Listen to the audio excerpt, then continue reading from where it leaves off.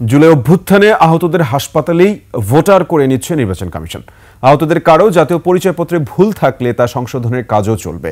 কর্তৃপক্ষ জানিয়েছে, শুধু রাজধানী নয়, সারা দেশের যেসব হাসপাতালে আহতরা আছেন তাদের সবাই এই সুবিধা পাবেন। ১.৫ সপ্তাহের মধ্যে পাওয়া যাবে জাতীয় পরিচয়পত্র। বিস্তারিত জানাচ্ছেন দীপু শিকদার। শেখ হাসিনা বিরোধী অভ্যুত্থানে গুরুতর আহত হন এই ছাত্ররা। ৬ মাস পেরিয়ে গেলেও এখনও হাসপাতালের বিছানায় পড়ে আছেন অনেক ধরনের সমস্যা নিয়ে। এরই মধ্যে শুরু হয়েছে ভোটার তালিকা হালনাগাদের কাজ, চলছে জাতীয় পরিচয়পত্র বা এনআইডির ভুল সংশোধনের কাজও। এই অবস্থায় আহত ছাত্রদের জন্য বিকল্প ব্যবস্থা করেছে নির্বাচন কমিশন। এনআইডির জন্য তাদের আঙ্গুলের ছাপ, চোখের আইরিশ হাসপাতালে নেওয়া হচ্ছে, সেখানেই তোলা হচ্ছে ছবি।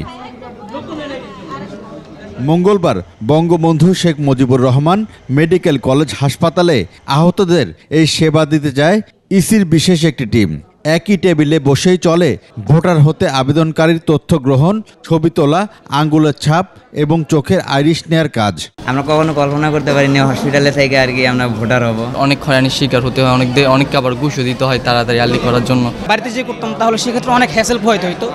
আহতদের পাশাপাশি হাসপাতালে বসেই তাদের পরিবারের সদস্যরাও পাচ্ছেন বিশেষ এই সুবিধা। যাদের নতুন এনআইডি নাই বা এনআইডি কার্ডের সংশোধন করতে হবে বা এনআইডি হারিয়ে গিয়েছে বা এই জাতীয় কোনো সমস্যা থাকলে এই 4 জাতীয় সমস্যার জন্য আমরা এখান থেকে সার্ভিসগুলো আমরা এখান থেকে দিচ্ছি এবং 1.5 সপ্তাহের মধ্যে তাদের সবাইকে আমরা স্মার্ট কার্ড দিয়ে দিব। মেঘনা গ্রুপ অফ ইন্ডাস্ট্রিজ, বাংলাদেশের অগ্রযাত্রায়, মানুষের আস্থায়।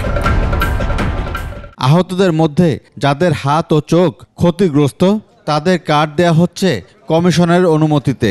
1.5 সপ্তাহের মধ্যেই করা হবে হস্তান্তর। যদি কারোর চোখের এরকম প্রবলেম থাকে, আবার ধরেন হাতের যে ইয়েটা আমরা নিতে পারছি না, যাদের এরকম সীমাবদ্ধতা হয়ে গেছে, আমরা তাদের এই বিষয়ে আমরা কমিশনের পারমিশন নিয়ে তাদেরকে আমরা এনআইডি দিব এবং ভোটার তালিকায় সম্পৃক্ত করব। পর্যায়ক্রমে সারা দেশে চলবে বিশেষ এই কাজ। দীপু শিকদার, 21 টেলিভিশন, ঢাকা।